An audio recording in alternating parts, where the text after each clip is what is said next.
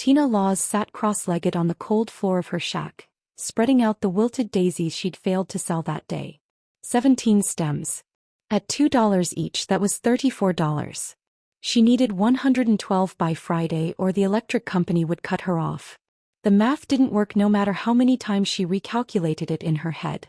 The eviction notice wasn't for her. She owned this ramshackle place outright, the last thing her parents left behind before the accident 3 years ago. But ownership meant nothing when you couldn't afford to keep the lights on, couldn't fix the roof that leaked in 5 different places, couldn't buy seeds for the flower beds that were supposed to be her livelihood. Tina pulled her mother's old cardigan tighter around her shoulders. The fabric was threadbare at the elbows, but she couldn't bring herself to throw it away. The heater had died 2 weeks ago. The repairman had quoted her $300. She'd laughed, actually laughed, because the absurdity was the only thing keeping her from crying. $300 might as well have been $3 million. In the kitchenette, her inventory told the story of her life. 1 can of soup, half a box of crackers, 3 tea bags. Her stomach had stopped growling days ago. Now it just ached, a dull, constant reminder that she was failing at the most basic human task, feeding herself. She'd applied to 23 jobs in the past month. Grocery stores, gas stations, anything with a help wanted sign. No one wanted to hire a 26-year-old woman with dirt under her fingernails and a high school diploma from a town no one had heard of. The flower business was supposed to be temporary, something to pay the bills while she figured out her real path. 3 years later, she was still here, still waiting for that path to reveal itself. Welcome, my beautiful family, to today's story. I'm so grateful you're here with me. If you're new to our community or you've been here from the beginning, I want you to know how much your presence means. We're building something special together. A space where stories of resilience, love, and finding worth in a world that often overlooks us can flourish. We're on a mission to reach 1,000 subscribers, and I truly need your support to make that happen. If this story touches your heart, if these characters speak to something within you, please hit that subscribe button. Share this with someone who needs to hear that they're not broken, just beautifully real.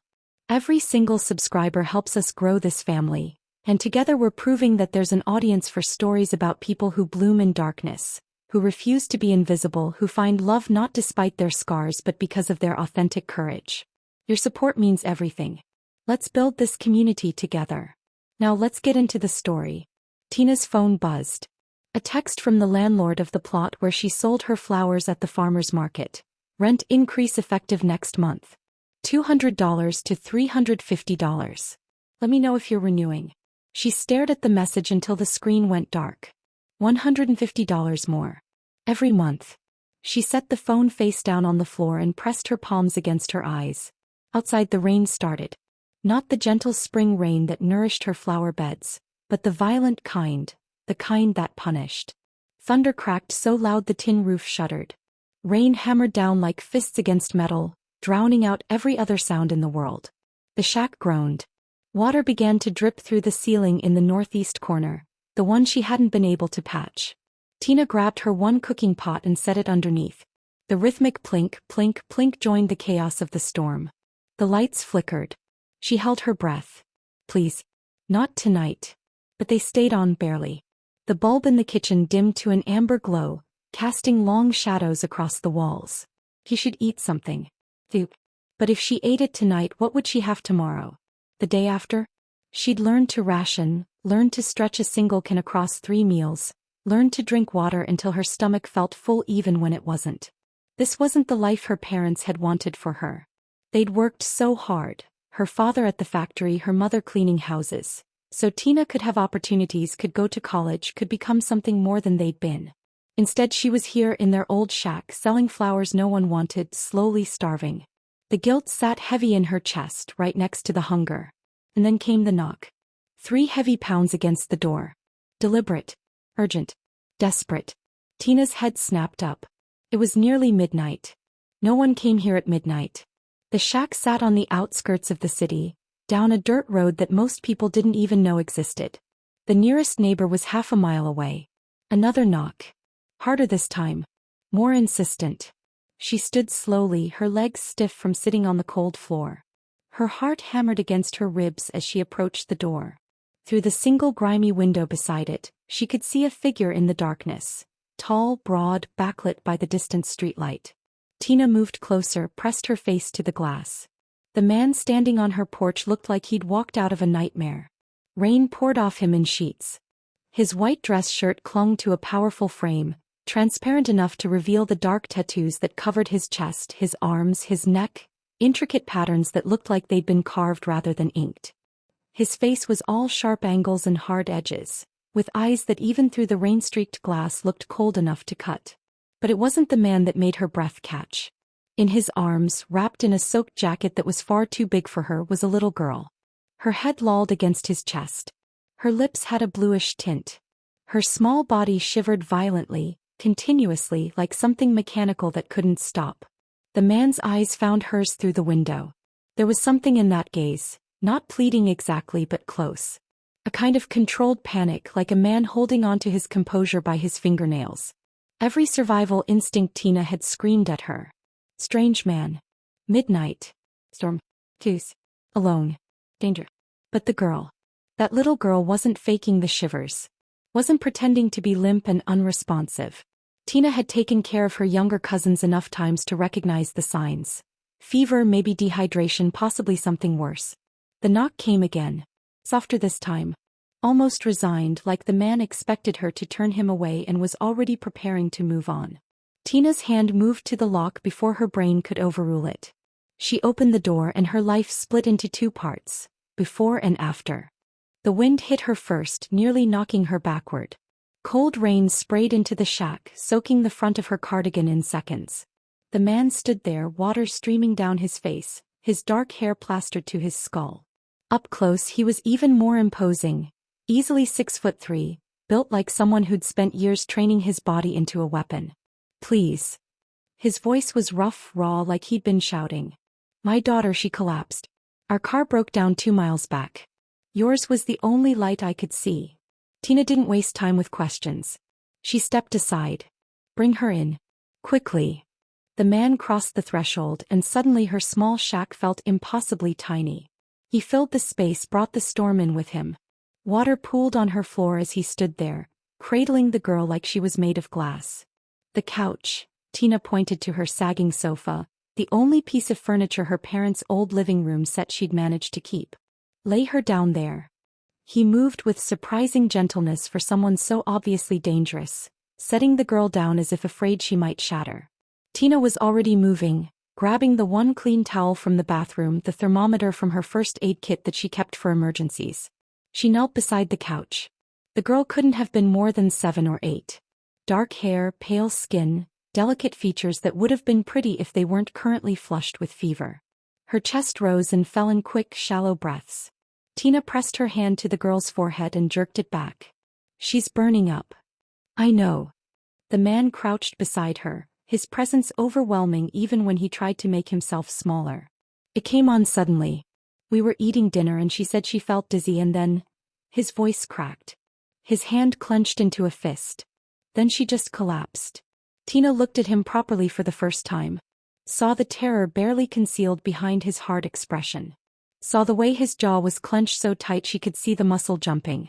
Saw the blood on his sleeve, not a lot but enough to notice. What happened to your arm? Car accident. It's nothing. Please just help her. It wasn't nothing and it probably wasn't a car accident. But Tina had learned a long time ago that sometimes the truth was less important than the immediate problem in front of you. I need to take her temperature and get fluids in her. When did she last drink anything? Hours ago. Maybe 4 or 5. Too long. Especially with a fever this high. Tina stood and hurried to the kitchenette, filled a cup with water from the tap. She grabbed the can of soup, her last meal, and opened it without hesitation. The girl needed salt, needed liquid, needed something to bring her temperature down before she seized. When she returned, the man was murmuring to his daughter in a voice so soft it didn't match the hardness of his appearance. It's okay, Cynthia. This nice lady is going to help you. You're going to be fine. I promise you're going to be fine. Cynthia. At least now Tina had a name for the small, fragile thing on her couch. Help me sit her up, Tina said. Together they eased the girl into a semi-upright position. Tina pressed the cup to her lips. Cynthia, sweetie, I need you to drink this. Just a few sips. The girl's eyes fluttered open, dark brown, glassy with fever. She looked at Tina with unfocused confusion. Mama? The word came out as barely a whisper. The man flinched like he'd been struck. No, baby. Mama's not here. But this is Tina. She's going to make you feel better. Tina's heart twisted. She didn't know where Cynthia's mother was, but from the way the man's face had gone carefully blank, she suspected the answer wasn't good. She coaxed 3 small sips of water into the girl before her eyes closed again. Tina grabbed the thermometer. 103.5 degrees. Dangerous but not critical. Not yet. I need to cool her down, Tina said, standing. And we need to keep her hydrated. If I can't get the fever down in the next hour, she'll need a hospital. No hospitals. The man's voice was flat. Final. Tina turned to stare at him. She could have a seizure. She could. I said no hospitals. Something in his eyes stopped her protest cold. Not anger exactly. Fear. But a different kind of fear than what he'd shown for his daughter. This was the fear of someone who knew exactly what waited for him in the fluorescent lights of an emergency room. Tina should have pushed back. Should have insisted. Should have recognized this as the moment to call the police, to get this dangerous stranger and his sick daughter out of her home. Instead, she heard herself say, "Then I'll do what I can here." The man's shoulders dropped half an inch. Thank you. Don't thank me yet. Tina spent the next hour in a rhythm she remembered from taking care of her cousins. Cool cloths on Cynthia's forehead, small sips of water every 10 minutes, checking her temperature every 20. The man watched her work with an intensity that should have been uncomfortable but somehow wasn't. He didn't hover, didn't question, just remained a solid presence at the edge of the room. Around 1 in the morning, Cynthia's fever finally broke. Her breathing evened out. The terrible flush faded from her cheeks. She slipped into what looked like actual sleep instead of fever-induced unconsciousness. Tina sagged back against the wall, exhaustion hitting her all at once. The can of soup sat empty on the floor beside her, the last of it spooned into Cynthia an hour ago. Her stomach cramped with hunger, but the relief she felt was stronger. She'll be okay, Tina said quietly. But she needs rest. And food when she wakes up. And probably a doctor, though I know you said. You saved her life. The man was looking at her like he was trying to solve an equation that didn't make sense. You used your last food. Your last clean towel. You didn't call the police. You didn't ask questions. Why? Tina was too tired to lie. Because she needed help. And because I know what it's like to have nowhere to go. Something shifted in his expression. You live here alone? Is that relevant? It might be. He stood, moved to the window and peered out into the darkness. His entire body had gone tense. I need to make a phone call. Is that okay? It wasn't really a question. Tina nodded. He pulled a phone from his pocket, cracked screen but still functional, and stepped into the corner. His voice dropped too low for her to hear the words, but she caught the tone. Clipped. Authoritative. Nothing like the desperate father who'd knocked on her door. When he returned, his expression was unreadable. We need to stay here tonight. Just tonight. By morning I'll be gone and you'll never see me again. Tina should have said no. Should have asked him to leave now that Cynthia was stable. Should have done any number of sensible things. Instead, she pulled her mother's old quilt from the bedroom and handed it to him. You can have the couch. I'll take the floor by Cynthia in case she needs anything. You don't have to. She's a sick child. I'm not going to sleep in another room and risk not hearing her if something changes. For the first time since he'd arrived, the man smiled. It was small, barely there, but it transformed his face from dangerous to something almost human. You're either the kindest person I've ever met or the most foolish. Maybe both. What's your name? Tina. Tina Laws. George. He didn't offer a last name. Thank you, Tina Laws. You have no idea what you've done tonight. She made herself a nest of blankets on the floor beside the couch, positioned so she could see Cynthia's face. George settled into the only chair, the quilt draped over his lap, but she suspected he had no intention of sleeping. The rain continued its assault on the roof. The leak in the corner kept time. And somewhere in the darkness, Tina could have sworn she heard the sound of car engines. Multiple engines, rumbling in the distance before fading away. She told herself it was thunder. She told herself everything would be fine. She told herself that by morning this strange, dangerous man and his daughter would be gone, and her life would return to its familiar struggles. She was wrong about all of it. When dawn broke through the grimy window, Tina opened her eyes to find 3 black SUVs parked in her dirt driveway. And the homeless man sleeping in her chair was about to become something else entirely. The wind hit her first, nearly knocking her backward into the shack. Cold rain sprayed across her face, soaking through her cardigan in seconds. The man stood on her porch like a monument to danger. Easily 6'3", shoulders broad enough to block out the distant streetlight behind him. Water streamed down his face, dripped from his dark hair, ran in rivulets over the intricate tattoos that covered every inch of visible skin. Close, those tattoos weren't random. They were deliberate. A clock with no hands wrapped around his right forearm. A crown of thorns circled his throat. Something that looked like Latin script ran across his collarbone, disappearing beneath the soaked white shirt that clung to his chest like a second skin. But it was the girl in his arms that made Tina's decision for her. Please. His voice was rough, desperate. My daughter collapsed. Our car broke down 2 miles back. Yours was the only light. Tina stepped aside. Bring her in. Quickly. He crossed the threshold and suddenly her small shack felt impossibly tiny. He filled every inch of available space, brought the storm in with him. Water pooled on her floor as he stood there, cradling the girl like she was made of glass despite the obvious strength in his arms. The couch. Tina pointed to the sagging sofa against the far wall. Lay her down. He moved with surprising gentleness, setting the child down as if afraid she might shatter. The girl couldn't have been more than 7 or 8. With dark wet hair plastered to her pale face and lips that had taken on a faint blue tint. Her chest rose and fell in quick, shallow breaths that Tina recognized immediately. She was already moving, grabbing the only clean towel from the bathroom, her small first aid kit from under the sink. When she returned, the man had peeled off the soaked jacket wrapped around his daughter, revealing a pink dress now spotted with rain. Tina knelt beside the couch and pressed her hand to the girl's forehead. Heat radiated from her skin like she was burning from the inside out. How long has she had the fever? Since dinner. Maybe 3 hours. His voice was steadier now, but she could hear the terror underneath. She said she felt dizzy and then his hand clenched into a fist. She collapsed. What's her name? Cynthia. Tina leaned closer, listening to the girl's breathing. There it was, a faint rattle in her chest. The unmistakable sound of fluid in the lungs. Not pneumonia yet, but close. Too close. Cynthia, sweetie, can you hear me? Tina brushed the wet hair back from the girl's face. I need you to try to cough for me. Can you do that? The girl's eyes fluttered open, dark brown, glassy with fever. She looked at Tina with unfocused confusion, then her small body convulsed with a cough that sounded like tearing paper.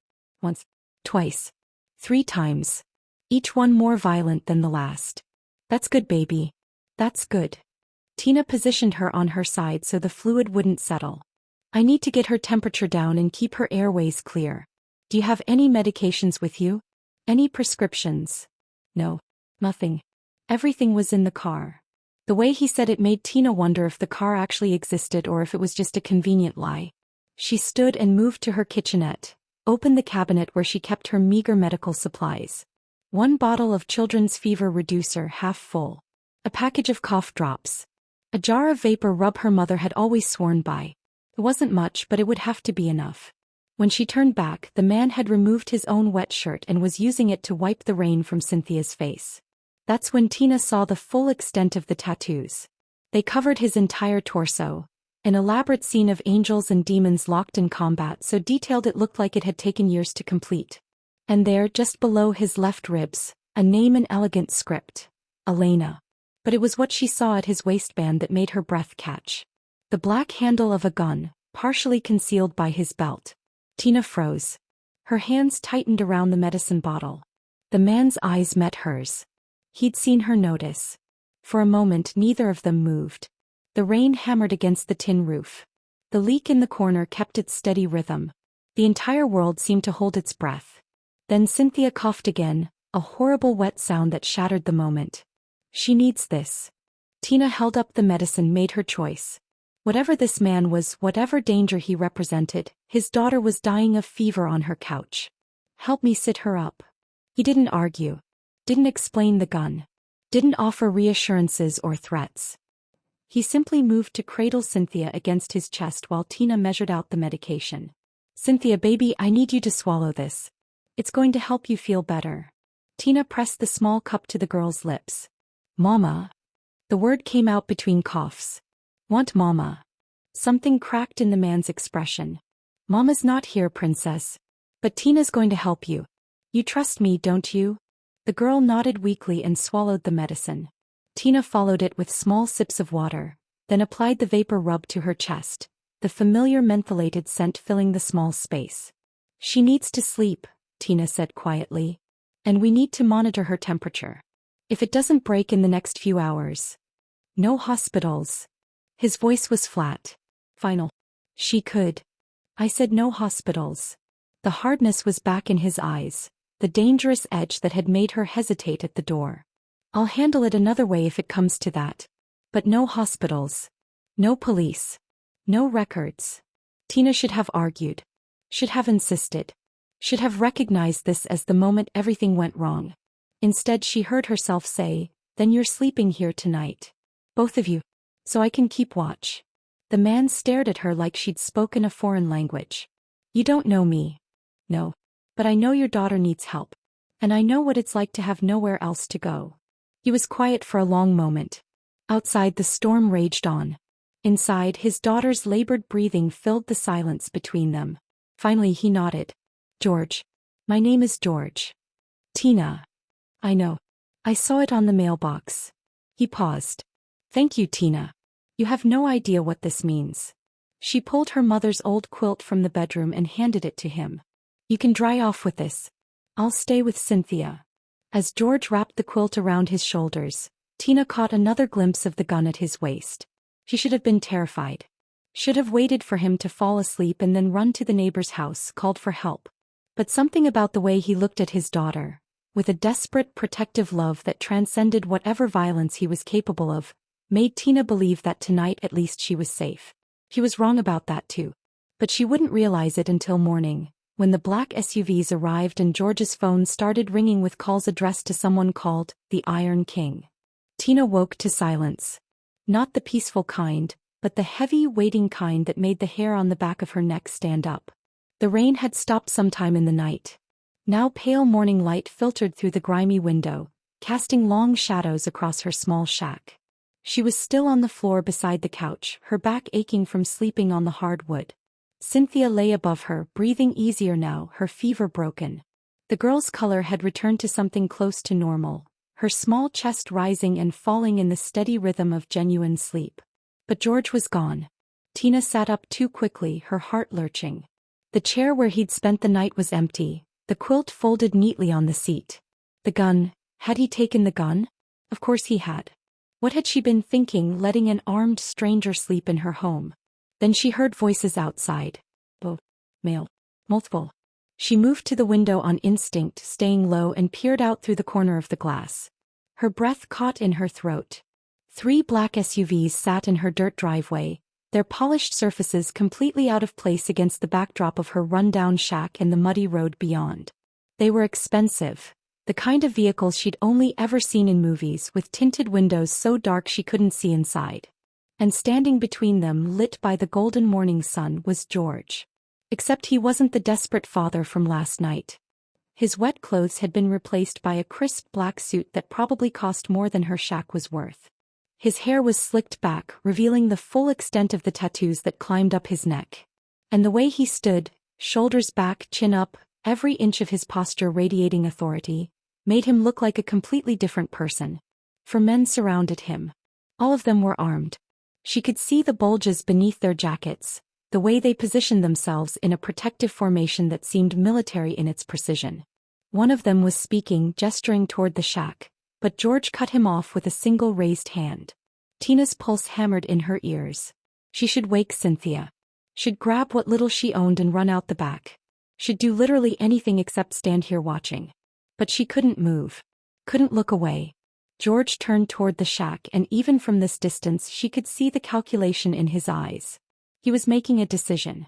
About her. About what happened next.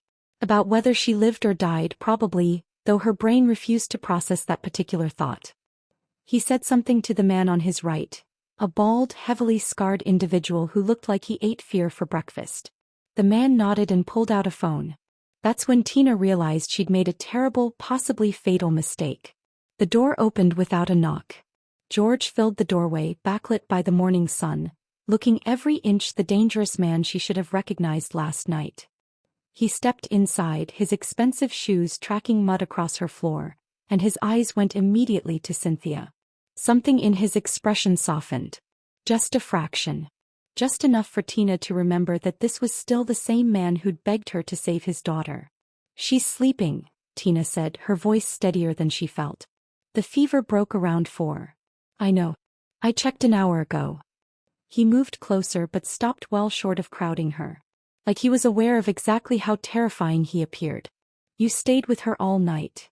"I said I would. Most people say a lot of things they don't mean." He glanced toward the window, toward the SUVs and the armed men waiting outside. "I need to explain some things to you, Tina.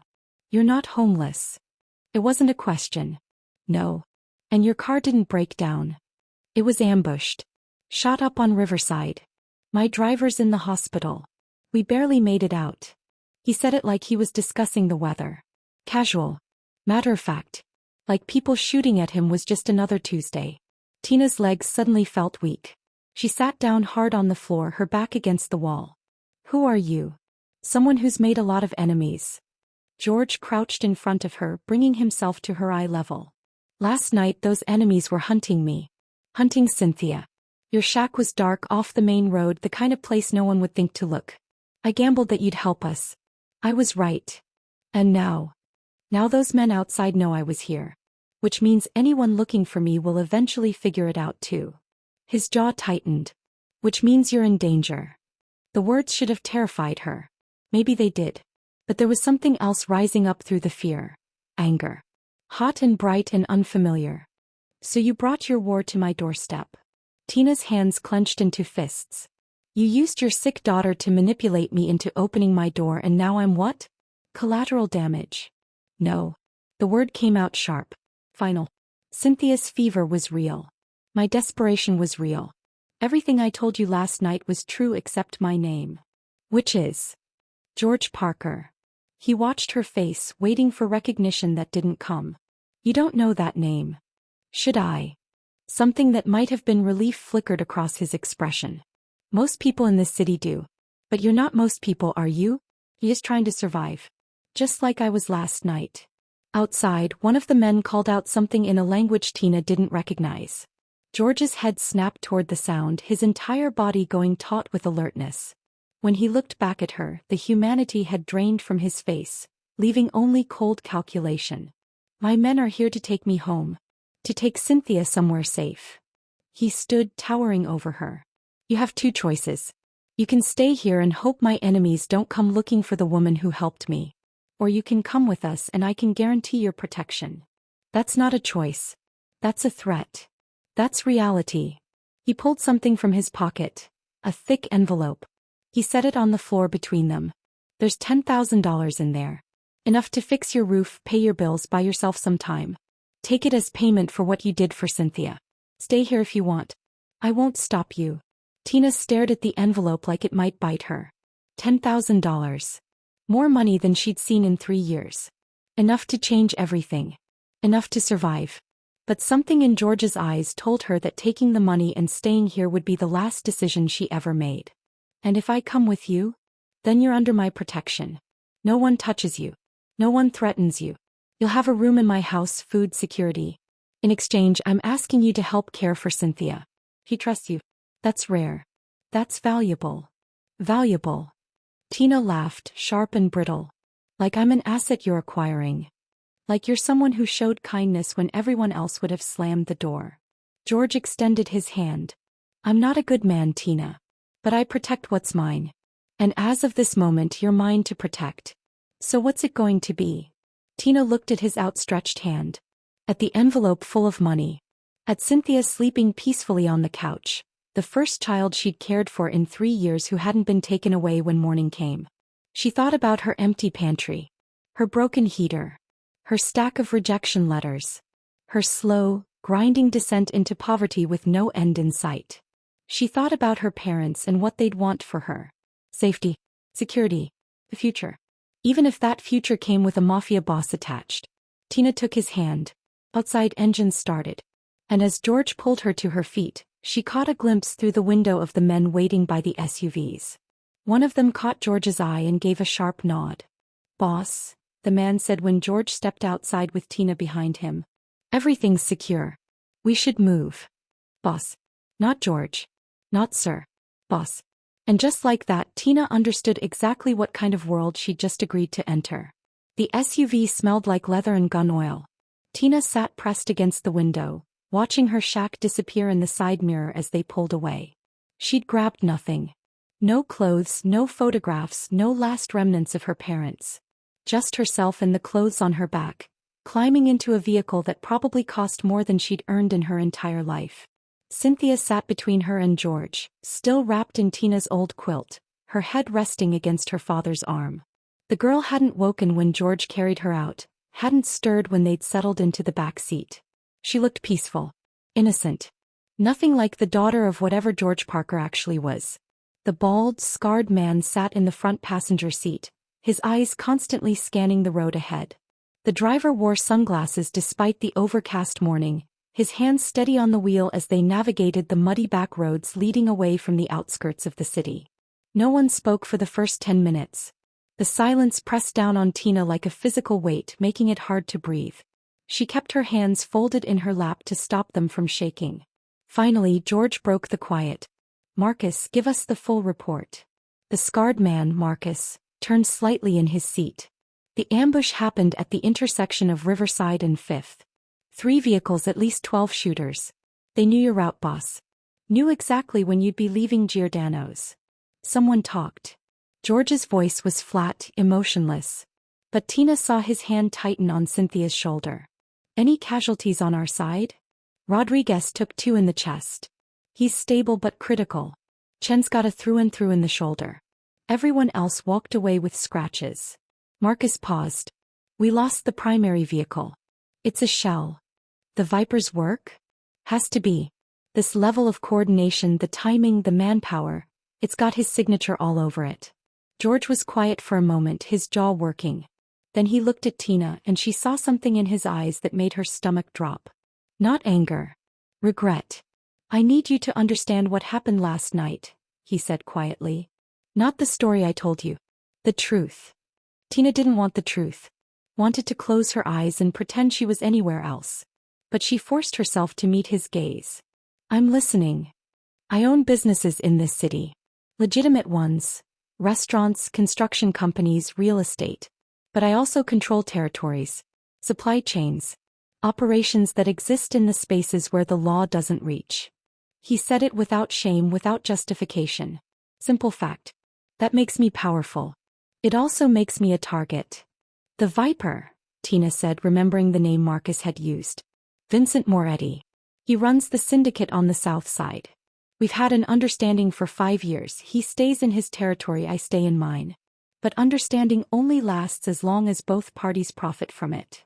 George's fingers traced absent patterns on Cynthia's arm. 3 months ago, one of my captains moved product through a neighborhood Moretti claims. I didn't authorize it, but that doesn't matter. Moretti sees it as an act of war. So he tried to kill you. He tried to kill my daughter. The words came out hard, each one edged with violence. The bullets weren't aimed at me, Tina. They were aimed at the back seat where Cynthia was sitting. He wanted me to watch her die. Tina's breath caught. She looked down at the sleeping girl, at her peaceful face, and felt something twist in her chest. "My driver, Rodriguez, he's a good man. Former Marine. He took the hits meant for her and kept driving.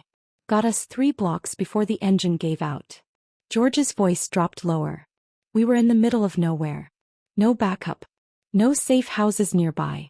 Cynthia was burning with fever from the stress, from the terror. And then I saw your light. You used me. The accusation came out weaker than Tina intended. I gambled on you." George turned to face her fully. "I gambled that you'd be the kind of person who'd see a sick child and choose compassion over caution. I was right. You saved Cynthia's life. You saved mine. And now, he stopped, his jaw tightening. Now I'm a liability, Tina finished. Now you're a target. Marcus spoke without turning around. The Viper's men were combing the area by dawn. They found the abandoned vehicle.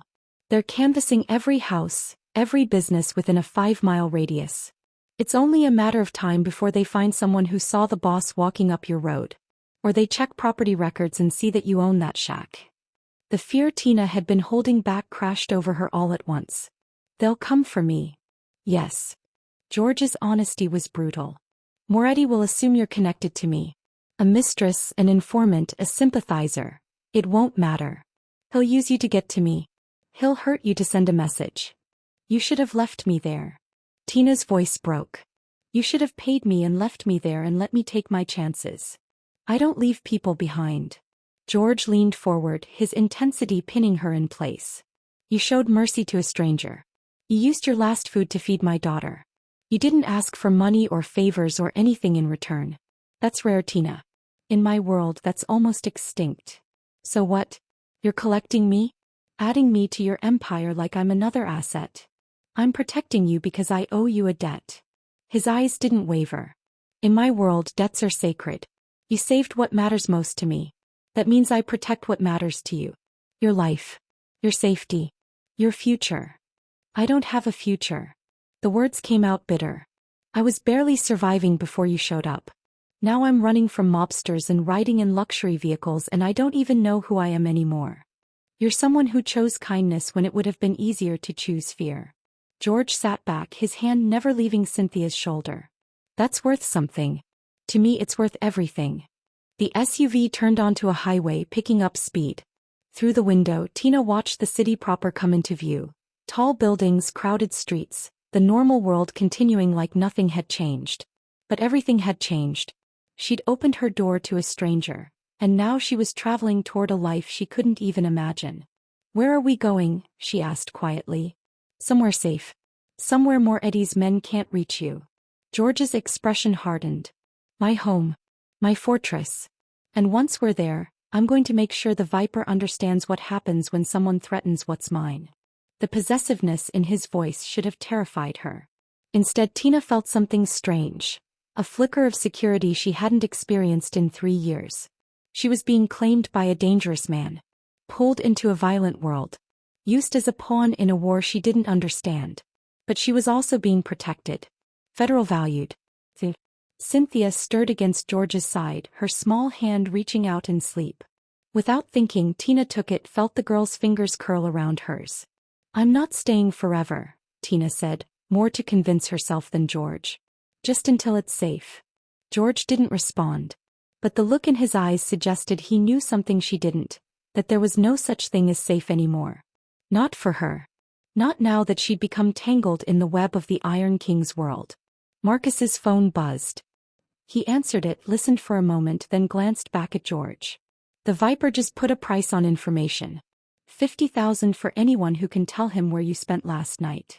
George's smile was cold and sharp as a blade. Then let's make sure he never collects. Outside, the city rolled past. And somewhere behind them, Tina's old life disappeared like morning fog, burned away by the reality of what she'd become.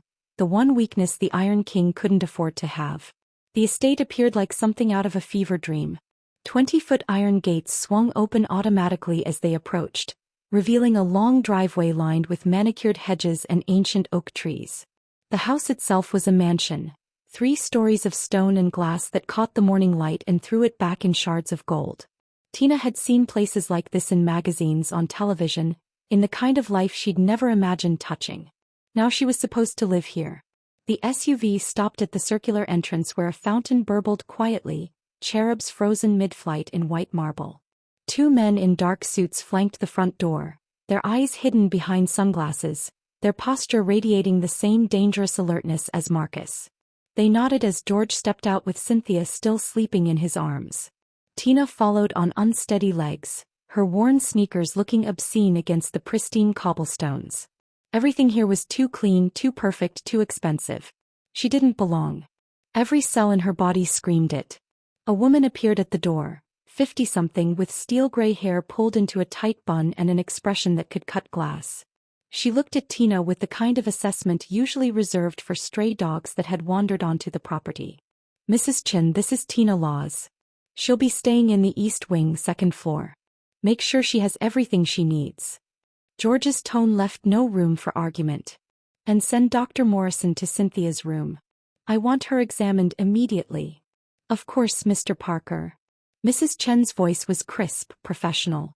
But her eyes lingered on Tina's threadbare cardigan, the mud on her shoes, the general poverty that clung to her like a second skin. George carried Cynthia inside without another word, disappearing up a grand staircase that probably cost more than Tina's entire shack. Marcus followed, leaving Tina alone with Mrs. Chin and her obvious disapproval. "This way." The woman turned sharply, her heels clicking against marble floors that reflected the morning light streaming through floor-to-ceiling windows. Tina followed, trying not to gawk. The entrance hall alone was bigger than her entire living space. A chandelier hung overhead, dripping crystals like frozen tears. Oil paintings lined the walls. Originals, not prints, she realized with a start. The kind of art people went to museums to see. They climbed the staircase, turned down a hallway that seemed to stretch forever, and finally stopped at a door near the end. Mrs. Chin pushed it open. "Your room. Bathroom is through there. Closet to your left. Dinner is served at 7. Mr. Parker expects punctuality." She paused at the threshold. "A word of advice, Miss Laws. Whatever arrangement you have with Mr. Parker, remember that you're a guest here. Guests can be asked to leave." The door closed with a soft click that somehow sounded like a threat. Tina stood in the center of the room, trying to process what she was seeing. The bed was enormous, covered in white linens that looked like they'd never been slept in. A sitting area by the window held a velvet couch and a side table with fresh flowers. The bathroom, she could see through the open door, had a clawfoot tub and heated floors. She'd lived in a shack with a leaking roof and a broken heater. Now she was standing in a room that belonged in a luxury hotel, and she wanted to cry. The knock came an hour later, after she'd scrubbed her face and hands in the bathroom and tried unsuccessfully to make herself look less like a charity case. A young woman stood in the hallway, carrying an armful of clothing. "Mr. Parker thought you might need these." The woman set the clothes on the bed. Simple things, jeans and sweaters and undergarments that looked like they'd actually fit. "He asked if you'd join him in Cynthia's room when you're ready." Tina changed quickly, grateful to shed the cardigan that smelled like poverty and rain. The new clothes were soft, expensive in a way that didn't scream money. Like George had known exactly what she'd be comfortable in. Cynthia's room was down the hall, and Tina knew it immediately by the sound or lack of it. Complete silence behind a door painted pale pink, with a small nameplate that read "Cynthia's Garden" in delicate script. She knocked softly. "Come in." George sat in a rocking chair beside a canopy bed where Cynthia lay propped up on pillows, her eyes open but unfocused. An older man, Dr. Morrison presumably, was packing up a medical bag. "Physically, she's recovering well. The fever's completely gone, lungs are clear." The doctor glanced at Cynthia with something like sadness. "But the selective mutism hasn't changed. She hasn't said a word since I've been here." Tina's chest tightened. "How long has it been?" 8 months. George's voice was hollow. "Since Elena died." The name from his tattoo. Cynthia's mother. The silence in the room suddenly made terrible sense. Dr. Morrison left with quiet instructions about rest and hydration. George stood, moved to the window, his back rigid with tension. "She used to talk constantly. Full sentences by 18 months. Questions about everything. She'd tell me elaborate stories about the birds in the garden, the clouds in the sky." He pressed his palm against the glass. "Down nothing." Tina moved to the bed without thinking, sat down on the edge. Cynthia's eyes tracked the movement but didn't focus on her face. The girl was there but not there, present but absent in the way of someone who'd learned that the world wasn't safe anymore. "Hey Cynthia. It's Tina. From last night. Do you remember me?" She kept her voice soft, unthreatening. "Nothing. Not even a blink of recognition. I brought you medicine.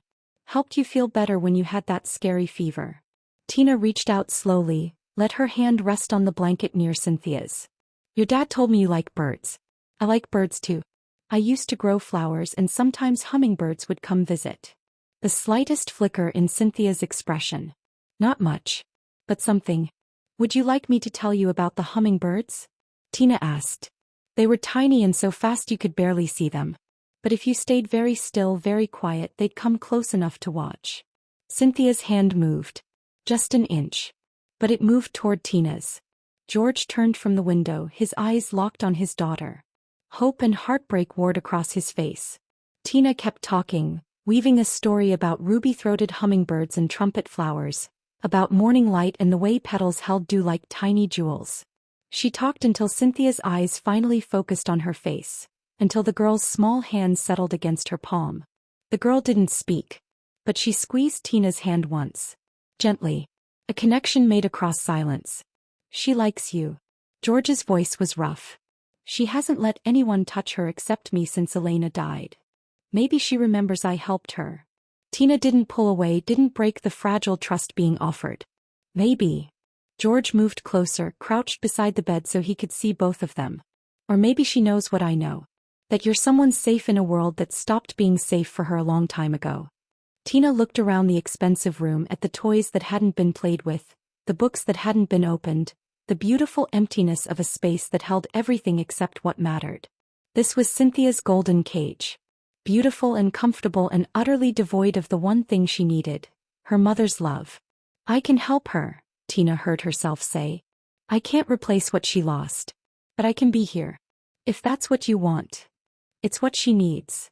George's hand joined theirs, his scarred knuckles resting against their joined fingers. And what I need is for my daughter to remember how to live again. Outside, armed guards patrolled the grounds. Somewhere in the city, the Viper's men were hunting for information. The world George inhabited was violence and territory and the kind of darkness that swallowed people whole. But in this room with this broken little girl, Tina found the first thing that had felt like purpose in 3 years. She couldn't save herself. Couldn't fix her own life. But maybe, just maybe, she could help save Cynthia. Chapter 5. Tina found him in the garden 3 days later, shirtless in the afternoon sun, his body a canvas of stories she couldn't read. She'd been looking for Cynthia. The girl had developed a habit of wandering to the greenhouse when she grew overwhelmed, but instead found George kneeling in the dirt beside a bed of withered roses, pruning shears in his scarred hands. He looked up as she approached, sweat gleaming on his shoulders, highlighting every line of ink etched into his skin. In the harsh daylight, the tattoos were even more elaborate than she'd realized. Not random prison art or gang symbols, but carefully designed pieces that flowed together like chapters in a book written in flesh. She's in the greenhouse, George said, reading her intent. Mrs. Chen's with her. They're planting lavender. I didn't know you gardened. Tina stopped a few feet away, unsure if she was intruding. Elena's roses. She planted them when we bought this place. He clipped a dead branch, his movements precise despite the violence his hands were clearly capable of. I'm not good at it, but I try to keep them alive. The name hung between them, Elena, the ghost that haunted every corner of this estate. Tina had learned fragments over the past 3 days. Elena Moretti, the Viper's younger sister who'd fallen in love with George Parker and paid for it with her life. A car bomb meant for George that had taken her instead 8 months ago, leaving a man consumed by guilt and a daughter locked in silence. May I sit? Tina gestured to the stone bench nearby. George nodded, returning his attention to the roses. For a while neither spoke. Tina watched him work, watched the way the tattoos moved with his muscles, creating the illusion of movement beneath the static images. Angels and demons locked in eternal combat across his ribs. A clock with no hands on his forearm. The crown of thorns around his throat. And there, over his heart, Elena's name in elegant script, surrounded by roses that would never wilt. You're staring. George's voice held no accusation, just observation. I'm trying to understand them. They're not just decoration, are they? He set down the pruning shears, wiped his hands on his jeans and sat back on his heels. No. They're a map. Every piece tells a story. Will you tell me? George was quiet for so long Tina thought he'd refuse. Then he stood, moved to the bench and sat beside her. Up close she could see the fine details. The shading, the precision, the years of work that had gone into covering nearly every inch of his torso and arms. The clock. He touched his right forearm. I got this when I was 17. First time I killed someone. A rival dealer who came after my younger brother. I wanted to remember that there's no going back from some choices. Time only moves forward, but it never tells you how much you have left. Tina's breath caught, but she didn't pull away. The crown of thorns. His fingers traced the ink around his throat. That was for my coronation, they called it. When I became the Iron King at 23. Youngest boss in the syndicate's history. I thought I was untouchable. His laugh was bitter. I wore my power like a crown and forgot that crowns draw blood. And the angels and demons? The war inside me. The part that wants to be good, to be better. And the part that knows I never can be. They've been fighting since I was 16 and neither side is winning. He looked down at his hands, at the scars across his knuckles. These hands have built hospitals and schools. They've also strangled men who betrayed me. Both things are true. Both things are me. Tina should have been horrified. Should have made her excuses and walked away. Instead, she found herself asking, what about Elena's name? George's entire body went rigid. That was supposed to be my salvation. I thought if I married her, if I loved her enough, the demons would lose. That I could become the man she deserved. His voice dropped to barely a whisper. Instead, I got her killed. My crown drew her blood. It wasn't your fault. It was entirely my fault. He turned to face her, and the anguish in his eyes was raw, unfiltered. Vincent Moretti is her brother. He warned me what would happen if I touched his sister. I didn't listen. I was arrogant enough to believe love could exist in my world without consequences. Elena paid for my arrogance with her life. Cynthia paid by losing her mother. Tina reached out without thinking, her hand settling on his forearm, right over the broken clock. And you've been paying ever since. Every day. Every minute I watch Cynthia exist in silence. Every night I sleep in a bed that's too big, too empty. Every breath I take that Elena can't. His hand covered hers, his touch surprisingly gentle. I hate this life, Tina. I hate what I've become. What I've had to do to survive. The violence. The territory. The constant war. If I could go back, if I could choose differently. But you can't. Tina said it softly without judgment. Time only moves forward. Yes. He looked down at the clock on his arm, at her hand resting over it. When I saw you in that shack, willing to help a stranger's sick child with your last bowl of soup, I remembered what it felt like to be human. To make choices based on compassion instead of calculation. You didn't see the Iron King. You saw a father and a sick little girl, and you chose kindness. I chose survival. If your enemies had found me. You chose kindness first, George interrupted. The survival came after, when I forced it on you. But that initial choice, opening your door in the middle of the night to a dangerous stranger, that was pure. That was good. His grip on her hand tightened. I haven't been around good in a very long time. I'm not good. I'm just desperate. But even as she said it, Tina knew it wasn't entirely true. She'd had choices that night. Small ones maybe, but choices nonetheless. And she'd chosen compassion over fear, even when fear would have been smarter. Desperation and goodness aren't mutually exclusive. George's thumb traced circles on the back of her hand, an absent gesture that felt too intimate for what they were. I've known desperate people who chose cruelty, who took their pain and weaponized it. You took yours and turned it into mercy. What does that make us? Tina asked. A good woman in a bad man's house? It makes us two people trying to survive. Trying to protect what matters. He released her hand, leaned back against the bench, his eyes on the roses. I can't undo my past. Can't wash the blood from these hands or erase the stories written in my skin. But maybe I can give Cynthia a better future. And maybe if I'm very lucky, I can keep you safe long enough for you to have one too. You don't owe me anything beyond protection. I owe you everything. George stood, picked up his shirt from where it lay draped over the bench. You gave my daughter back to me, even if just for a moment. That's a debt I can never repay. He walked away then, disappearing into the house, leaving Tina alone with the dying roses and the weight of everything he'd shared. She looked down at her hand, at the place where his had rested, and felt something shift inside her. Not love. It was too soon, too complicated for that. But understanding maybe. Recognition. They were both prisoners of their choices. Both marked by their pasts. Both trying desperately to protect the one thing that mattered. A little girl who'd lost her voice but not her need for love. And maybe, just maybe, they could save each other in the process of saving her. The roses swayed in the afternoon breeze, Elena's legacy still clinging to life despite George's admission that he was terrible at keeping them alive. Tina stood and moved to the bed, picked up the pruning shears and began to cut away the dead wood. Someone had to tend the garden. Someone had to believe that beautiful things could still grow, even in soil stained with blood. Behind her, through the greenhouse glass, she could see Cynthia's small silhouette beside Mrs. Chin, her hands deep in dirt, planting something that might bloom. The alarm tore through the house at 2 a.m, a sharp mechanical shriek that yanked Tina from sleep into immediate terror. She bolted upright in the too-soft bed, her heart hammering against her ribs as red emergency lights flooded the hallway outside her door. Footsteps thundered past, shouting. The unmistakable sound of weapons being loaded. Tina scrambled out of bed, her hands shaking as she grabbed the robe Mrs. Chin had left folded on the chair.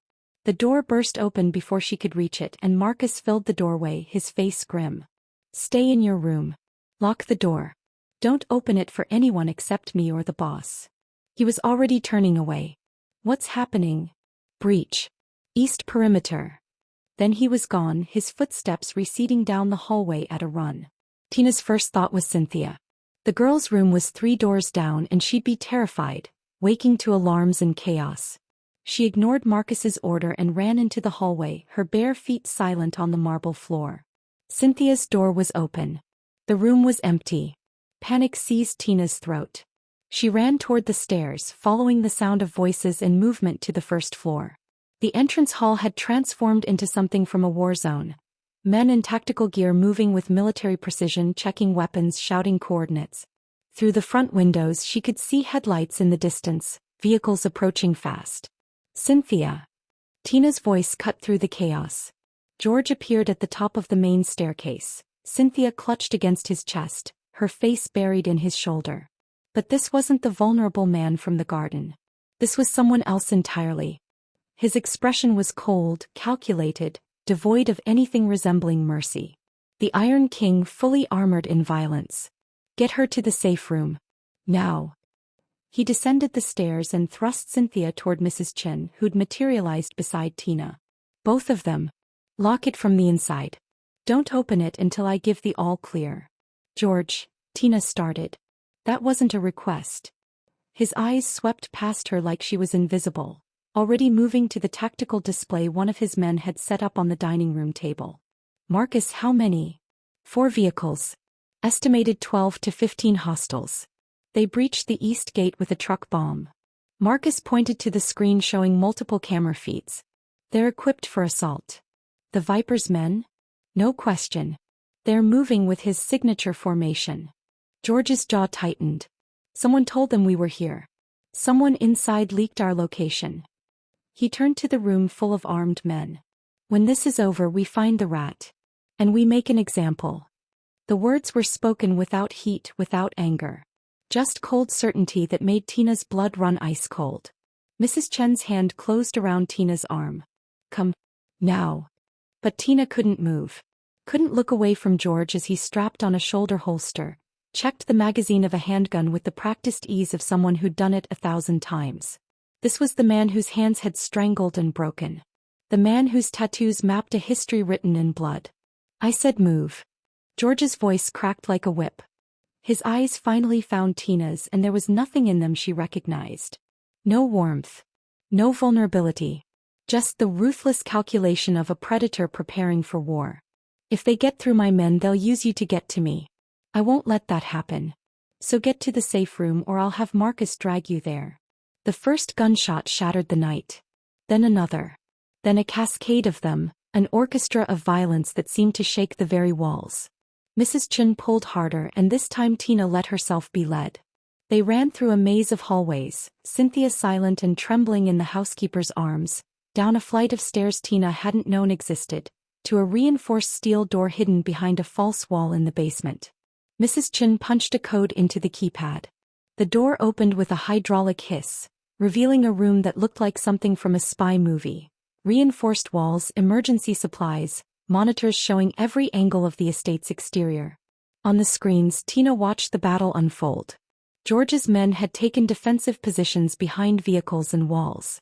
The attackers advanced with coordinated precision, laying down covering fire as they pushed toward the house. And there, in the center of it all, was George. He moved like violence personified. Controlled. He fired with mechanical precision, each shot finding its target. When one of the Viper's men broke through the defensive line, George was there. No hesitation, no mercy. He put the man down with 2 shots to the chest and moved on without breaking stride. Tina's stomach turned. She pressed her hand to her mouth, fighting the urge to be sick. "This is his world," Mrs. Chen said quietly, settling Cynthia on a cot in the corner and wrapping her in a blanket. "This is what he is. What he's always been. He's a monster." The words escaped before Tina could stop them. "He's a king protecting his kingdom." Mrs. Chen's expression was unreadable. "You think mercy lives in places like this? You think men become powerful by being kind?" On the screen, George dragged one of the wounded attackers behind cover. The man was screaming, begging. George crouched beside him, spoke words the camera couldn't capture. The man shook his head violently. George said something else. Then he stood and walked away, leaving the man alive but broken with terror. The message was clear. This one would go back to the Viper with a warning. The gunfire died after 20 minutes, though it felt like hours. George's men moved through the grounds, securing the perimeter, checking the fallen. Tina counted 4 bodies that didn't get up. 4 lives ended because someone had leaked information about George's location. Because she was here. Because George was protecting her. The guilt was suffocating. The door opened an hour later. George stood there, blood spattered across his shirt. None of it his expression still locked in that cold, distant place. "It's over. You can come out." Mrs. Chen gathered Cynthia and left. Tina stood frozen, unable to make her legs work. George's eyes found hers. Something flickered in them, recognition maybe. Regret. "Tina. Don't." She finally found her voice. "Just don't. I did what I had to do. You executed people." Her voice shook. "You stood there and shot men like it was nothing. Like they were nothing. They came here to kill me. To kill Cynthia. To kill you." George stepped into the room and Tina stepped back. He stopped, something breaking in his expression. "What did you think I was? What did you think the Iron King meant? I thought you were a man trying to protect his daughter. A man who hated the violence but did it anyway." Tina wrapped her arms around herself. "But you didn't hate it, George. You were calm. Efficient. Like it was just another day. Because it is just another day." His voice was raw now, the mask cracking. "This is my life. This is what I do to keep us safe. To keep you safe. I didn't ask for this." Tears burned in her eyes. "I didn't ask to watch you kill people. No. You asked me to protect you. This is what protection looks like in my world." George's hands clenched into fists. "I warned you. I told you what I was. Telling me and showing me are different things." Tina moved toward the door, needing space, needing air, needing anything except the sight of blood on his shirt and the coldness still lingering in his eyes. "I need time. I need to think. Tina. Please." She stopped at the threshold, couldn't bring herself to look at him. "Just give me time." She walked away, climbed the stairs back to her golden cage and didn't look back. Behind her she heard George punch the reinforced wall. Once, twice, 3 times. The sound of violence turned inward, of a man who just saved everyone and lost the one person whose opinion mattered. In her room, Tina locked the door and sank to the floor. Her hands were shaking. Her whole body was shaking. She'd seen George's darkness tonight. Seen the monster beneath the man. And the terrifying part wasn't what he'd done. It was that she understood why he'd done it. That somewhere, buried beneath her horror and fear, was a small voice whispering that George had kept his promise. He'd protected her. Protected Cynthia. Done exactly what he'd said he'd do. And she hated herself for understanding it almost as much as she hated him for being so good at violence. Tina had been avoiding George for 5 days. It wasn't difficult in a house this size. She'd learned the rhythms of his schedule, the hallways he frequented, the times he checked on Cynthia. She moved like a ghost through the estate, present but invisible, speaking only to Mrs. Chin and the little girl who'd become her entire world. The garden became her refuge.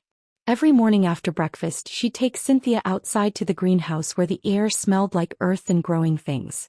They'd plant seeds together, water the struggling roses, pull weeds from between the stone paths. Tina would talk, endless streams of words about flowers and seasons and the way life persisted even in difficult soil. Cynthia never responded, but she listened. Her small hands would mirror Tina's movements, pressing seeds into dirt, patting soil gently over fragile roots. It was enough. Or it had to be. On the 6th morning, Tina knelt beside a bed of freshly turned earth, a packet of sunflower seeds in her hand. Cynthia sat cross-legged beside her, a tiny trowel gripped in her fist, her dark hair pulled into pigtails that made her look even younger than 8. "Sunflowers are survivors," Tina said, tearing open the packet. "They turn their faces toward the sun, following it across the sky. Even when the weather's bad, even when the soil's not perfect, they keep growing. They're stubborn that way." She placed a seed in Cynthia's palm. Like you. Like your dad. Stubborn survivors." Cynthia stared at the seed, then looked at Tina with those enormous brown eyes that held too much grief for someone so small. "I know you miss your mama." Tina's voice softened. "I miss mine too. She died when I was younger than you, and for a long time I thought nothing would ever feel right again. The world was too loud and too quiet at the same time, you know." The girl's fingers closed around the seed. "But then I learned something. The people we love don't really leave us. They're in the flowers they planted, the songs they sang, the way they taught us to be kind even when the world isn't." Tina dug a small hole in the soil. "Your mama's in your smile. In the way your dad looks at you like you're the only thing that matters. In these roses she planted that keep fighting to bloom." Cynthia placed the seed carefully in the hole. Together they covered it with earth, patted it down, watered it with the old copper can Elena had used. "There." Tina sat back. "Now we wait. We give it light and water and time, and one day, maybe in a few weeks, maybe longer, we'll see a green shoot. Then a stalk. Then a flower so bright yellow it'll look like captured sunshine." They worked in comfortable silence for another hour, planting an entire row of sunflowers along the garden's edge. The sun climbed higher, warming the earth, coaxing everything toward growth. A hummingbird appeared, ruby-throated and quick, darting between the roses before vanishing into the morning air. Cynthia's hand shot up, pointing at where the bird had been. Her mouth opened, closed, opened again. Tina held her breath, afraid to move, afraid to break whatever was happening. "Mama." The word came out barely louder than a whisper, rough from months of disuse. Mama liked hummingbirds. The world stopped. Time suspended itself between one heartbeat and the next. Tina's eyes flooded with tears. She couldn't stop, didn't want to stop. "Yes," she managed, her voice breaking. "I bet she did. I bet she loved them." Cynthia turned to look at her, and something had shifted in her expression. The distance was still there, the grief. But underneath it, something else.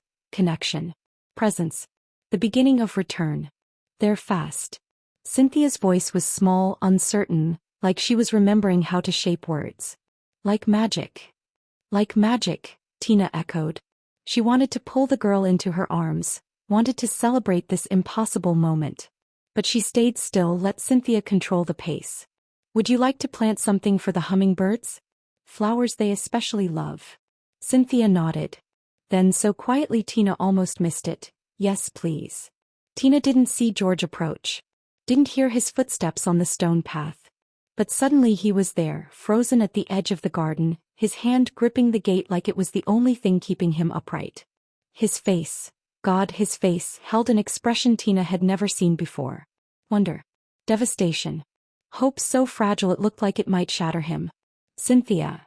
His voice cracked on her name. The girl looked up. "Daddy." The word came easier this time, like muscle memory returning. "Tina and me are planting flowers for Mama. For the hummingbirds." George crossed the garden in 3 strides and dropped to his knees beside his daughter. His hands shook as he reached for her, hesitated, then gently cupped her face. Tears streamed down his cheeks. This man who'd executed enemies without flinching, this king who ruled through violence and fear, completely undone by his daughter's voice. "Say it again." His voice was raw. "Please, baby. Say it again." "Daddy." Cynthia leaned into his touch. "I'm planting sunflowers." A sob tore from George's chest. He pulled Cynthia against him, buried his face in her hair and wept. Great, shuddering sobs that shook his entire body. 8 months of grief and guilt and desperate hope finally breaking through the walls he'd built around himself. Tina started to rise to give them privacy. But George's hand shot out and caught her wrist. Don't.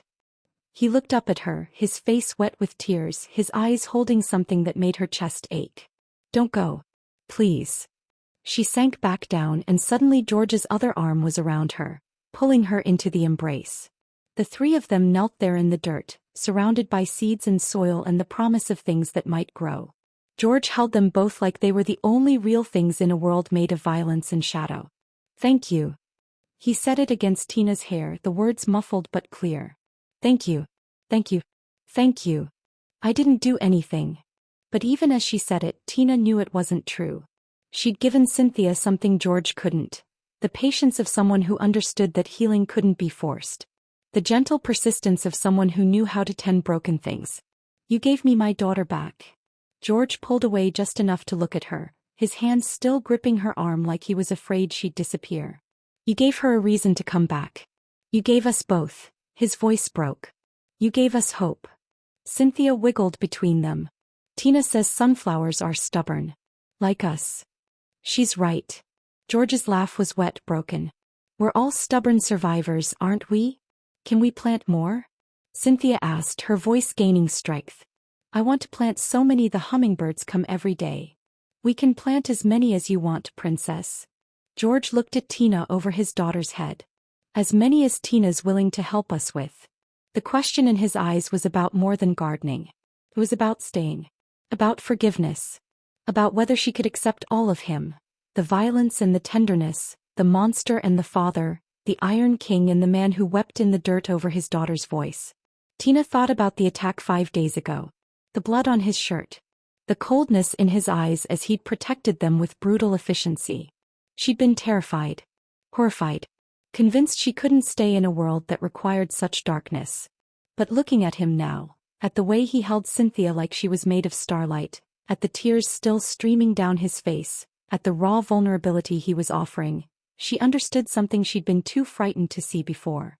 George Parker contained multitudes. And maybe, just maybe, so did she. Maybe she could accept the complexity. Could love the broken pieces as much as the beautiful ones. As many as we want, Tina said softly. We'll plant enough to fill the whole garden. George's eyes closed. Relief crashed over his features like a wave. Okay. Okay, Cynthia echoed. Then testing the word, tasting it. Okay. They stayed in the garden until the sun climbed high overhead, planting seeds and speaking words that mattered. And when they finally went inside, dirt under their nails and hope in their hearts, the house felt different. Less like a fortress. More like a home. Tina had asked for one thing in 3 weeks. Just one. She wanted to go back to her old flower supplier to get seeds for Cynthia's garden. Heirloom varieties the estate's gardeners didn't stock.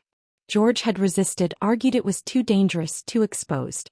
But she'd pushed back and eventually he'd relented with conditions. Marcus would drive, 2 additional security vehicles would follow, and they'd be in and out in 15 minutes. She should have known 15 minutes was too long. The flower shop sat in a rundown strip mall on the edge of the city, sandwiched between a laundromat and a closed diner. Mr. Chin, no relation to Mrs. Chin, was 76 and had been selling seeds and bulbs since before Tina was born. He greeted her with surprise and warmth, his weathered face creasing into a smile. Tina Laws. I thought you'd disappeared. Haven't seen you at the market in weeks. I've been busy. She kept it vague, aware of Marcus standing by the door, his eyes constantly scanning the street. I need heirloom tomato seeds, purple coneflower, and if you have them, those climbing roses you special ordered last spring. Mr. Chin shuffled toward the back room. Give me a few minutes. I'll have to dig through inventory. Marcus's phone buzzed. He glanced at it, frowned, stepped outside to take the call. Through the window, Tina watched him gesture to one of the security vehicles, his expression tightening with concern. She should have paid attention to that. Should have recognized the warning signs. Mr. Chin returned with packets of seeds, still chattering about weather patterns and growing seasons. Tina paid with cash from her wallet.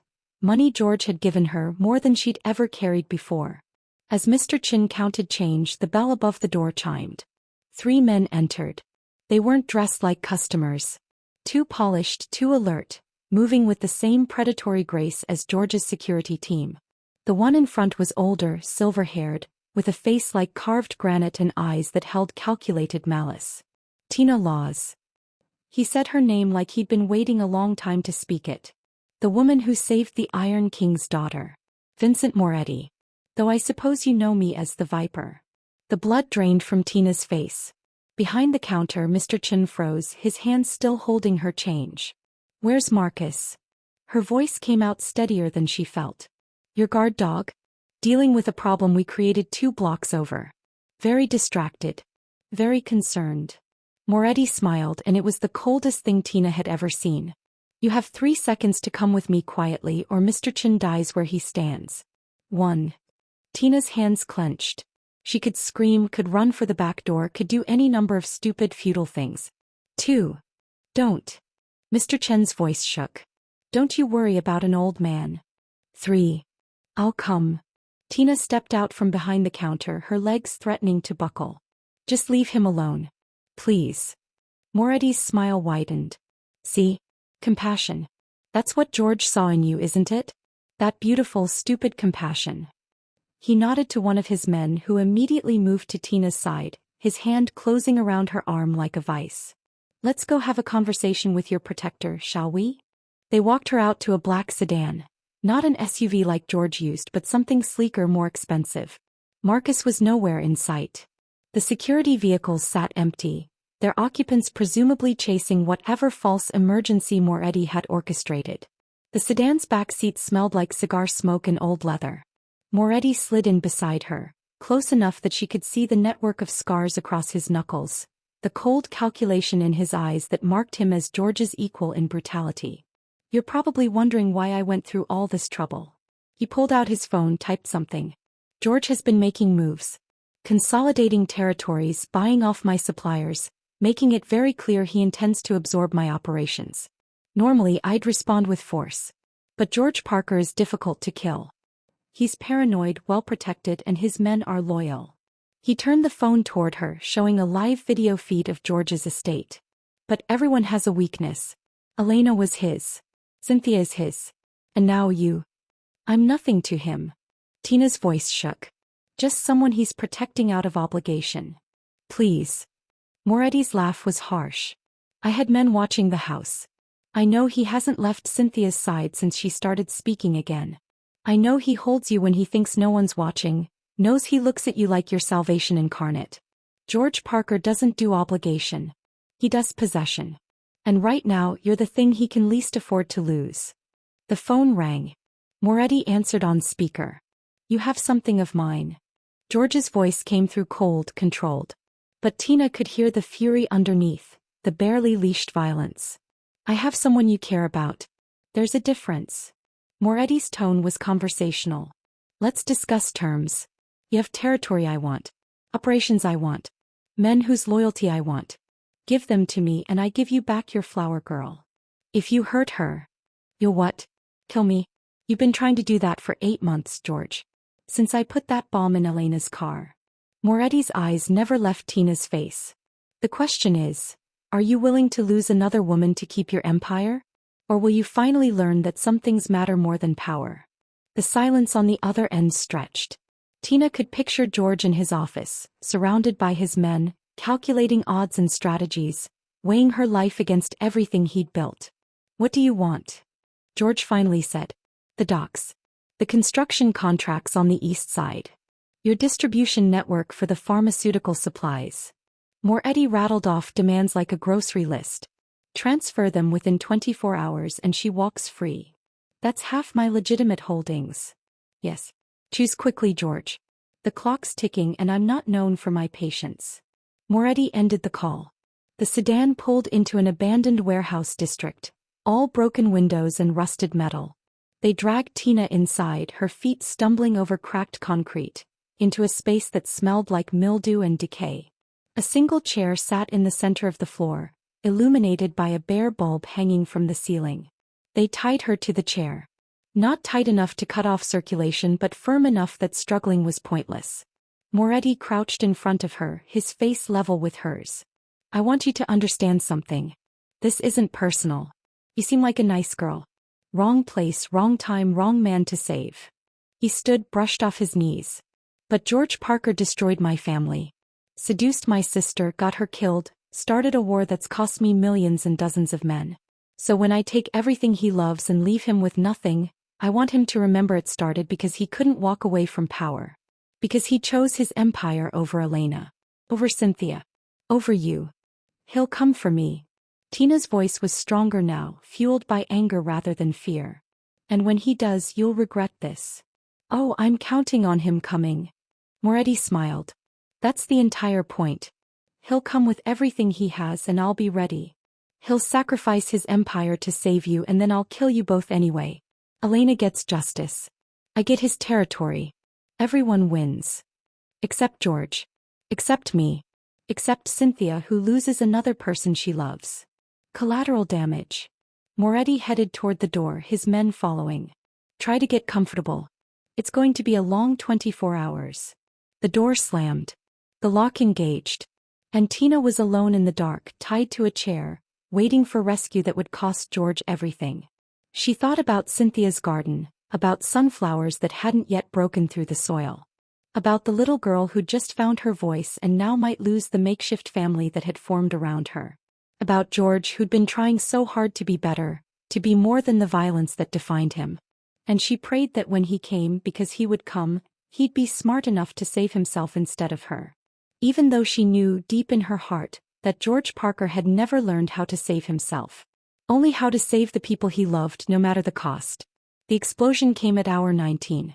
Not the full 24 Moretti had promised, but close enough that his men had grown complacent. Tina heard it first. A distant boom that shook the warehouse walls and sent dust raining from the rafters. Then gunfire, rapid and coordinated, the sound of a battle fought by professionals. George had come. Not to negotiate. To destroy. The two guards Moretti had left with her scrambled toward the door, weapons drawn. One pressed his radio, shouting coordinates and demands for backup. Neither paid attention to Tina anymore. She was just the bait, secured and irrelevant now that the real fight had begun. But George had taught her something during those weeks in his house. He'd never said it directly, but she'd watched him, learned from his caution. The way he always knew where the exits were. The way he assessed threats and weaknesses with a single glance. The way he survived. The chair she was tied to had a loose bolt. She'd been working it for hours, using the small movements available to her, grinding her wrists against the ropes until they'd stretched just enough. Now, with her guards distracted, Tina twisted hard, felt the bolt give way, felt the chair leg separate. She pulled her hands free, the rope burns screaming, and grabbed the broken chair leg as a weapon. Not much. But something. The guards never saw her coming. She brought the wood down on the back of the first one's head with all her strength. He dropped. The second one spun, raised his gun, but Tina was already moving, muscle memory from a lifetime of desperation driving her forward. She slammed into him, knocked his aim wide. The shot went wild, sparking off metal somewhere in the darkness. Then the door exploded inward and George filled the frame like an avenging angel, Marcus and 4 others behind him. He saw Tina struggling with the guard and fired once. Clean, precise, ending the threat without hesitation. Their eyes met across the warehouse. Relief and fury warred in his expression. I'm okay. Tina dropped the chair leg, her hands shaking. I'm okay. You're bleeding. George crossed to her in 3 strides, his hands immediately checking her for injuries. The rope burns. A cut on her cheek she hadn't noticed. Did Moretti? He's not here. Left this morning with most of his men. Tina gripped George's arms. It's a trap, George. He wanted you to come. He's planning to ambush you on the way out. I know. George's smile was sharp and cold. That's why we came through the tunnels, not the front gate. That's why Moretti is currently surrounded by 40 of my men in the building he thought was his fallback position. That's why in approximately 3 minutes, Vincent Moretti is going to realize he's lost everything. Marcus appeared at George's shoulder. Boss. We need to move. The perimeter won't hold forever. George pulled Tina against him, his hand cupping the back of her head. Can you run? Yes. They moved through the warehouse like shadows, George's team creating a protective formation around Tina. Outside the night was chaos, smoke and gunfire and shouting. But George navigated it like he'd planned every step, which he probably had. Through an alley. Down into a storm drain. Through tunnels that smelled like rust and old water. Finally, up and out into the clean night air where 3 SUVs waited. George's phone rang as they pulled away. He answered, listened, then smiled. The first genuine smile Tina had seen since she'd been taken. "Moretti," he asked. "Pause. Good. Tell him the Iron King accepts his surrender. He has 24 hours to leave the city. If I see him after that, I won't be so generous." He ended the call and pulled Tina closer. He was shaking now, adrenaline finally crashing. "It's over," George murmured against her hair. "He's finished. His men abandoned him when they saw our numbers. Vincent Moretti is leaving the city with nothing but his life, and only because you're too good to let me kill him." "I didn't." "You did. You survived. You fought back. You gave me the information I needed." George's hand trembled slightly as it cupped her face. "You saved yourself, Tina. I just cleaned up afterward." Back at the estate, Cynthia was waiting at the door, Mrs. Chin holding her back from running out. The moment Tina stepped from the SUV, the girl broke free and launched herself forward. Tina caught her, dropped to her knees and held the child as she sobbed against her shoulder. "You came back," Cynthia whispered over and over. "You came back. You came back. Always," Tina promised, her own tears flowing freely. "I'll always come back to you." George stood over them, his hand resting on Tina's shoulder, completing the circle. The next 3 months unfolded like a dream Tina had never dared to have. George was true to his word. He began the process of legitimizing his empire. Sold off the illegal operations, transferred questionable assets, negotiated deals with federal prosecutors that would take years to complete but would eventually make him clean. Cost him half his wealth and most of his power, but he did it anyway. "I'm tired of being the Iron King," he told Tina one night as they reviewed paperwork in his office. "I want to be Cynthia's father. I want to be the man you see in the garden, not the man I was in that warehouse." "You're both," Tina said quietly. "That's what I've learned. People are complicated. Good and bad at once. And you can live with that. With me." She took his hand, felt the scars across his knuckles, the tattoos that marked his history. "I already am." The garden bloomed as summer arrived. The sunflowers Tina and Cynthia had planted broke through the soil, grew tall and strong, their faces turning toward the light. Elena's roses thrived under Tina's care, producing blooms in deep crimson and soft pink. The hummingbirds came just as Cynthia had hoped, darting between flowers in flashes of emerald and ruby. On a warm June evening, Tina found George in the garden, Cynthia asleep in his arms, exhausted from a day of playing. He looked up as she approached, and the expression on his face was something she'd grown used to. Peace, fragile and hard won, but real. "She wants to know if you'll stay forever," George said quietly. "She asked me this morning. Said she wants you to be her new mama." Tina's breath caught. "What did you tell her?" "I said that was up to you. That I couldn't ask you to tie your life to ours permanently. That you deserved better than a reformed criminal and his traumatized daughter." "You're an idiot." Tina sat down beside him on the bench. "I grew flowers in dirt. You helped me plant hope in blood-soaked soil. We're already tied together, George. We have been since the night I opened my door." He shifted Cynthia carefully, then used his free hand to pull something from his pocket. A small velvet box. "I bought this a month ago." Kept chickening out. "Because what if you said no? What if you woke up one day and realized you deserved someone who hadn't?" "Stop." Tina pressed her fingers to his lips. "Yes. I haven't asked yet. You don't need to. The answer's yes." She took the box, opened it, saw the simple gold band with a single diamond. Nothing ostentatious. Just beautiful in its clarity. Yes to staying. Yes to being Cynthia's mother. Yes to you with all your complications and tattoos and terrible gardening skills. George's laugh was wet. He leaned forward, careful not to wake Cynthia, and kissed Tina with a gentleness that belied everything he'd been, everything he could still be when threatened. When he pulled back, his eyes were bright with unshed tears. "I don't deserve this. Don't deserve you. Probably not. But you're getting us anyway." Tina slid the ring on her finger. It fit perfectly. "We're stubborn survivors, remember? We don't give up. Not on each other. Not on Cynthia. Not on this strange, impossible family we've built. Cynthia stirred, opened her eyes, saw them close together and smiled. That beautiful, unburdened smile of a child who felt safe. Are you staying? She asked Tina, her voice still soft but growing stronger every day. Forever, Tina promised. I'm staying forever. Good. Cynthia snuggled back into George's arms. I planted more sunflowers today. Tina helped. We're going to fill the whole garden. The whole garden, George echoed, his eyes on Tina. Sounds perfect. The sun set behind the mansion, painting the sky in shades of orange and gold. The hummingbirds made their final rounds before dusk. The roses swayed in the evening breeze. And in the garden where death had once held dominion, life bloomed stubborn and bright, tended by broken people who'd learned that survival was just the beginning. Love was what made it worth surviving for. Thank you so much for watching. Your support truly means everything to me. If you enjoyed this story, please take a moment to like and subscribe. It only takes a second but helps immensely in bringing you more content like this. I've got another compelling video ready for you. Just click on it now to continue. See you in the next one.